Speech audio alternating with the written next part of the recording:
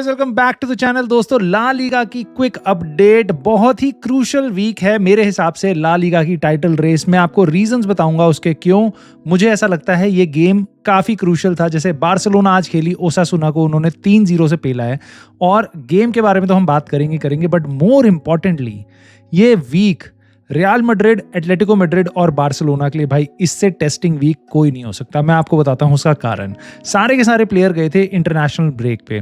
Barcelona का Raphinha नहीं खेल पाया क्योंकि वो साउथ अमेरिकन प्लेयर है, उसको ट्रैवल करने में ज़्यादा टाइम लगा। और जैसे ही इंटरनेशनल ब्रेक खत्म हुआ 2-3 दिन में अपना गेम शुरू हो गया बार्सिलोना का। और बार्सिलोना ने एक आज गेम इसलिए खेला है भाई मिड वीक में क्योंकि उनका एक गेम पेंडिंग था। वो एक गेम कम खेल चुके थे, इसलिए उन्होंने ला लीगा ने उनका गेम अभी रखा ओसासुना से। और मुझे बिल्कुल ऐसा लग रहा था कि प्लेयर्स सारे टायर्ड होंगे and they may not be able to perform, but I was wrong. Barcelona proved me wrong once again. They totally dominated the game. और यहाँ पे मुझे ऐसा लगता है सारी बड़ी टीम, ऑल्दो उन पे बहुत अमेजिंग प्लेयर्स होते हैं, उनके पास टॉप टैलेंट होता है भाई, लेकिन सारे के सारे ये टैलेंटेड प्लेयर्स इंटरनेशनल गेम्स में खेल रहे होते हैं। ऑन दी अदर हैंड ओसासुना के बहुत सारे प्लेयर्स इंटरनेशनल ड्यूटी पे नहीं थे। सो इसलिए छोटी टीम्स को इंटरनेशनल ब्रेक्स के बाद एडवांटेज मिलता है हमेशा, और बड़ी टीम्स को थोड़ा तो उनका जो एज होता है वो चला जाता है। तो मुझे लग रहा था शायद बार्सिलोना इसी का शिकार बनेगी। रफीनिया नहीं है, बट बहुत ज़्यादा टीम में डैमेज नहीं हुआ था क्योंकि बाकी सारे जो यूरोपियन प्लेयर्स हैं उनकी टीम का कोर जो है वो यूरोपियन प्लेयर्स का है, स्पेनिश प्लेयर्स का है। So they did not have to travel too much, but game में भाई पूरा डोमिनेट कर दिया बार्सिलोना ने। 75% पोजेशन था, बहुत सारे शॉट्स मारे। ओसासुना के हाथ में कुछ नहीं लग रहा था। एक्सजी ओसासुना का था 0.4, बार्सिलोना का था 3 पॉइंट समथिंग। सो दे कंप्लीटेड अ 3-0। क्लीन शीट भी मिल गई उनको। उसके अलावा भाई आपका 10th मिनट में फेरान टोरेस ने गोल मारा। उसके बाद जो इनिशियली थोड़ा नर्वसनेस थी कि क्या होगा गेम में, क्या ओसासुना कुछ यहाँ पे रिजल्ट निकाल लेगी जिसके कारण बार्सिलोना को ला लीगा में डेंट पड़ सकता है अपनी टाइटल रेस में। क्योंकि देखो यार, अगर बार्सिलोना ये गेम नहीं जीतती, अगर ये गेम हार जाती लेट से, तो वो टाई ऑन 7 हो जाती एकदम रियल मैड्रिड के। सो उन यहाँ पे भाई एक एक पॉइंट के लिए, आधे पॉइंट के लिए भाई इस बार कत्लेआम मच रहा है। तीनों की तीनों टीम पूरी भिड़ेंगी और मुझे ऐसा लगता है लास्ट तक जाएगी ये ला लीगा की race, title race. And it is going to be 3 horse race जो भी कहते हैं इसको भाई मेरे हिसाब से। उसके बाद ये बार्सिलोना में अपना लेवेंडोव्स्की भाई, वो जब आता है बंदा क्लिनिकल फिनिशर है। 77वें मिनट में इसने पूरा 3-0 कंप्लीट कर दिया। और अगर आप एज अ बार्सिलोना फैन इस गेम को देखोगे तो आप बहुत खुश होगे क्योंकि परफॉर्मेंसेस भी काफ़ी अच्छी थी। Frenkie de Jong, Pedri, they were like very clinical, very प्यारे, बहुत सही डिक्टेट किया पूरे गेम को। बहुत अच्छी परफॉर्मेंस दोनों की।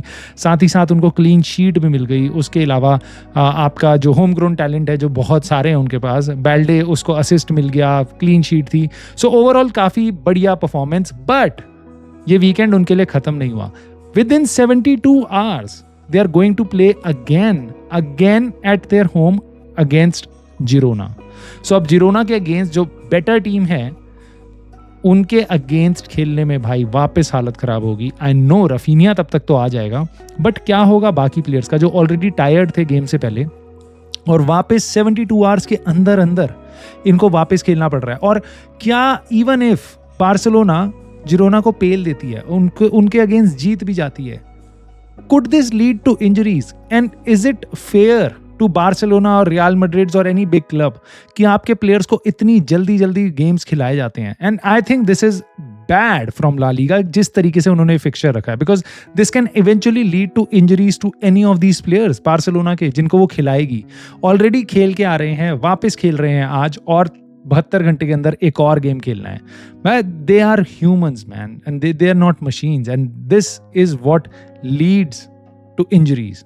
ये जो बार अनरिलेंटलेसली भाई ये जो गेम्स बने जा रहे हैं ना, ये बहुत ही डैमेजिंग है।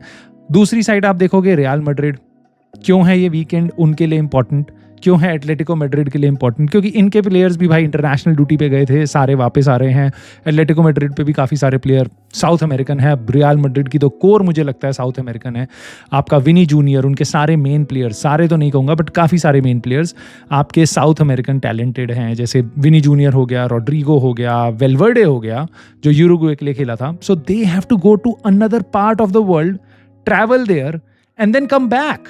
which is so draining, and then play a game on Saturday. So उनका गेम है एटलेटिको मैड्रिड और रियल मैड्रिड का, दोनों का गेम है सैटरडे संडे में, और उसी के बाद लेट नाइट गेम होगा आपका बार्सिलोना का. So Barcelona has to play again, Real Madrid has to cope up without 3 players. Maybe, I know उनको 1 या 2 दिन ज़्यादा मिल रहे हैं. अभी बार्सिलोना का गेम आज ही था, 2 दिन ज़्यादा मिल रहे हैं रियल मैड्रिड को, बट आई थिंक 3 प्लेयर्स उनके जो साउथ अमेरिका से आएंगे, आई एम नॉट श्योर वो खेल पाएंगे. और अगर वो खेलेंगे तो उनकी परफॉर्मेंस कैसी आएगी, क्या टायर्डनेस वगैरह होगी, ये देखने वाली बात है. तो ये गेम भाई, ये वीकेंड जो है वो काफ़ी इंपॉर्टेंट है भाई. एस्पेनियोल के अगेंस्ट खेलेगी एटलेटिको मैड्रिड, रियल मैड्रिड खेलेगी होम पे लेगेंस के अगेंस्ट, और वापस जैसे मैंने आपको बताया बार्सिलोना खेलेगी जिरोना के अगेंस्ट. सो मुझे आप बताओ भाई कमेंट करके, आपके हिसाब से क्या तीनों में से कोई भी टीम ऐसी है जो इस वीकेंड पॉइंट्स ड्रॉप कर सकती है? कंसिडर दिस कि उनके players would not be 100% fit, और basically they would be tired. Let me know in the comments below दोस्तों, और please hit a like and subscribe to the channel if you want more football content, and I'll see you soon in the very next video.